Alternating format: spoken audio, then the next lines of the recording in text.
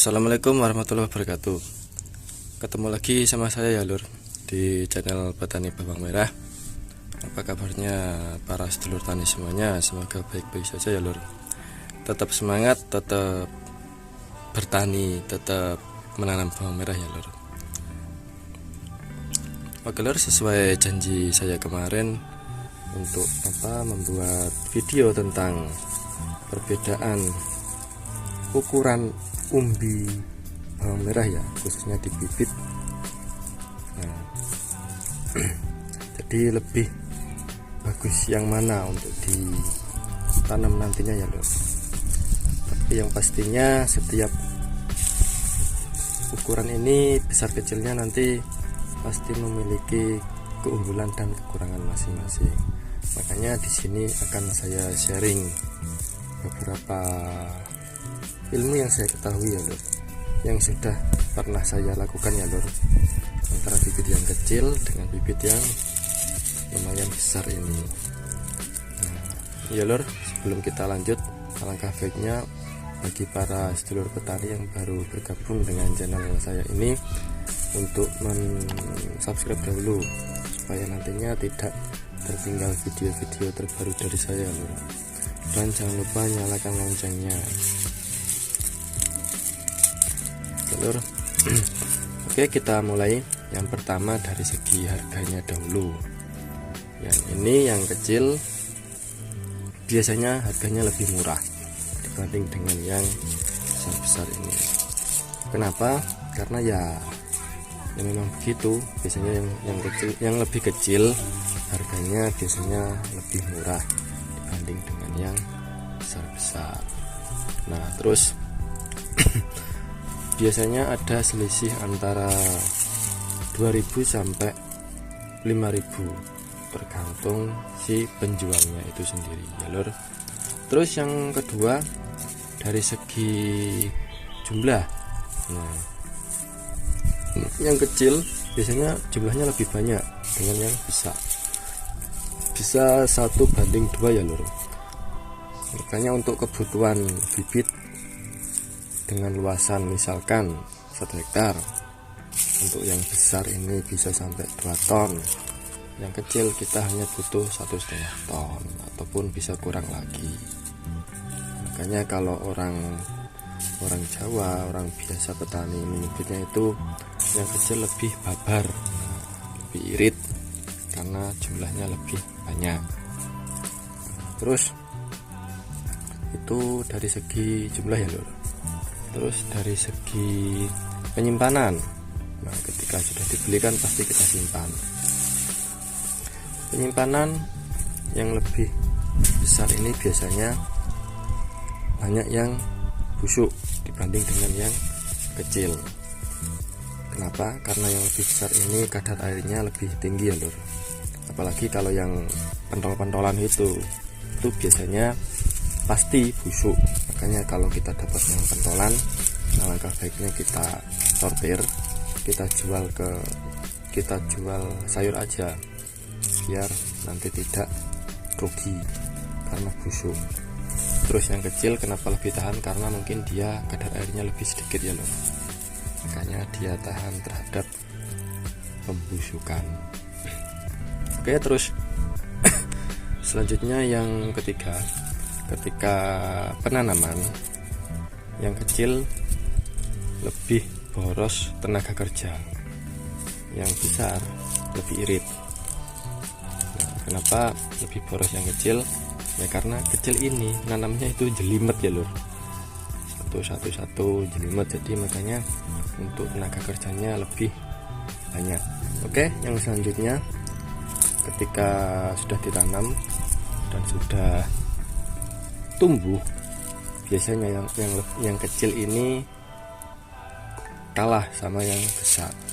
Nah, biasanya kalau sudah tumbuh ini daunnya lebih sedikit dibanding dengan yang lebih besar, karena ini cadangan makanannya kan lebih banyak, ini lebih sedikit. Makanya yang lebih besar itu biasanya daun pertumbuhannya itu lebih banyak, lebih kokoh, lebih mantep lah dibanding yang kecil ini. karena saya juga pernah mengalami nanam kecil malah lembutan gini ya lur, kecil-kecil lagi, sama kalau dibanding ini lebih kecil lagi, itu waduh susah sekali perawatannya, tumbuhnya pun kurang menyenangkan. Nah oke, setelah tumbuh lanjut ke perawatan. Nah bibit yang kecil ini perawatannya lebih ekstra dibanding dengan yang besar. Kenapa? Ya karena itu tadi pertumbuhannya sudah kurang, makanya perawatannya pun lebih ekstra yang kecil-kecil. Biasanya yang besar kita pupuk 3 kali sudah cukup, yang kecil bisa 4 kali sampai 5 kali. Makanya perawatannya lebih ekstra, pupuknya lebih boros, terus obat-obatannya juga lebih boros. Karena bibitnya kecil jadi lebih kalah dibanding yang besar. Itu untuk perawatannya. Jadi perawatan lebih irit yang besar. Yang besar menang di perawatan. Nah itu dari segi perawatan. Terus dari segi hasil ya lur, nah ini yang paling penting. Hasil kalau yang kecil ini, kalau perawatannya sudah ekstra, terus bisa mengikuti yang besar, biasanya ini nanti anakannya lebih sedikit dibanding yang besar. Nah yang besar biasanya anakannya lebih banyak, tapi yang anakannya yang lebih sedikit ini nanti biasanya ukuran umbinya jadi lebih besar loh dibanding dengan anakan yang lebih banyak. Misalkan yang kecil ini nanti anakannya bisa 4-6 lah, tapi nanti ukuran umbinya besar-besar dibanding dengan yang besaran ini nanti anakannya kecil tapi banyak, dia bisa sampai 8 sampai 10 itu.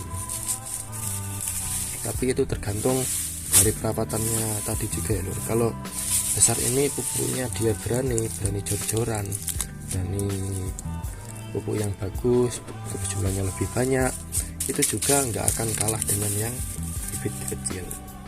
Bahkan ini nanti bisa malah jadinya super lur.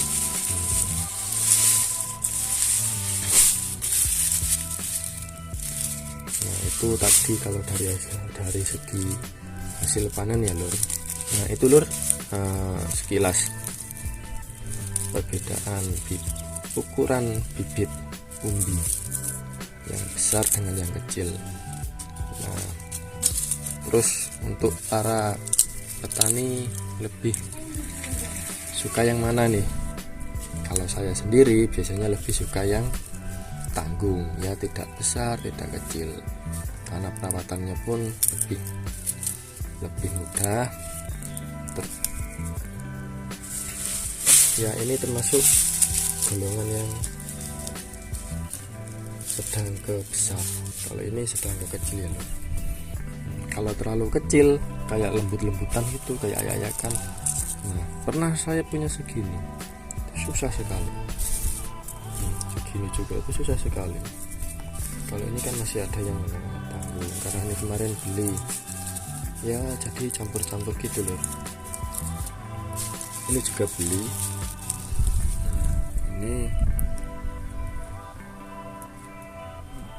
ini kemarin ada yang beli, ada yang punya sendiri. Karena punya sendiri masih kurang, jadi saya tambahkan dengan beli dari saudara saya. Oke lor, semoga ilmunya bermanfaat. Jangan lupa like, comment, subscribe. Ketemu lagi bersama saya di video selanjutnya. Oke lor, assalamualaikum warahmatullahi wabarakatuh.